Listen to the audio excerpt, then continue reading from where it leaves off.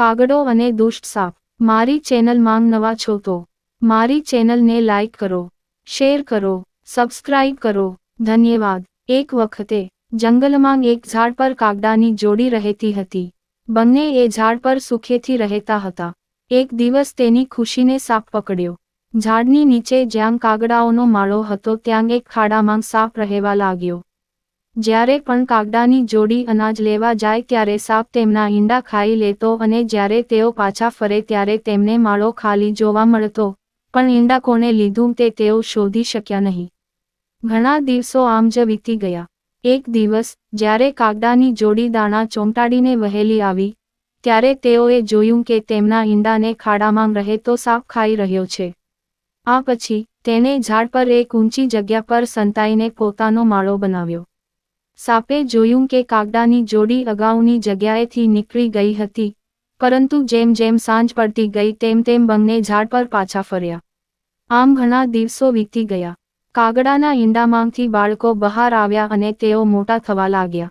એક દિવસ સાપને તેમના નવા માળાની ખબર પડી અને તે કાગડાના જવાની રાહ જોવા લાગ્યો. કાગડાઓ માળામાંથી બહાર નીકળ્યા કે તરત જ સાપ પોતાના માળા તરફ જવા લાગ્યો, પરંતુ કોઈ કારણસર કાગડાની જોડી ઝાડ તરફ પાછી ફરવા લાગી. તેઓએ દૂરથી સાપને પોતાના માળામાં જતો જોયો અને ઝડપથી ત્યાં પહોંચીને પોતાના બાળકોને ઝાડની નીચે સંતાડી દીધા. જ્યારે સાપે જોયું કે માળો ખાલી છે, ત્યારે તે કાગડાની યુક્તિ સમજી ગયો અને ફરીથી છિદ્રમાં ગયો અને યોગ્ય તકની રાહ જોવા લાગ્યો. આ દરમિયાન કાગડાએ સાપથી છુટકારો મેળવવાનો પ્લાન બનાવ્યો. કાગડો ઉડીને જંગલની બહારના રાજ્યમાં ગયો. ત્યાં એક સુંદર મહેલ હતો. રાજકુમારી તેના મિત્રો સાથે મહેલમાં રમી રહી હતી. કાગડો તેના ગળામાંથી મોતીની માળા લઈને ઉડી ગયો. બધાએ એલાર્મ વગાડ્યું, તેથી રક્ષકો હાર લેવા કાગડાનો પીછો કરવા લાગ્યા. જંગલમાં પહોંચ્યા પછી કાગડાએ હારાને સાપના છિદ્રમાં નાખ્યો, જે તેની પાછળ આવતા સૈનિકોએ જોયો. સૈનિકોએ ગળાનો હાર કાઢવા માટે કાણામાં હાથ નાખ્યા કે તરત જ સાપ સિસકારો કરતો બહાર આવ્યો. સાપને જોઈને જવાનોએ તેના પર તલવારોથી હુમલો કર્યો, જેના કારણે સાપ ઘાયલ થઈ ગયો અને જીવ બચાવવા ત્યાંથી ભાગી ગયો.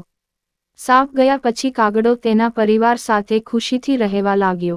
વાર્તામાંથી પાઠ. આપણે આ વાર્તામાંથી શીખીએ છીએ કે વ્યક્તિએ ક્યારેય નબળાનો લાભ ન લેવો જોઈએ. વળી મુશ્કેલીના સમયે સમજદારીથી કામ લેવું જોઈએ. પૂરી વાર્તા સાંભળવા માટે ધન્યવાદ.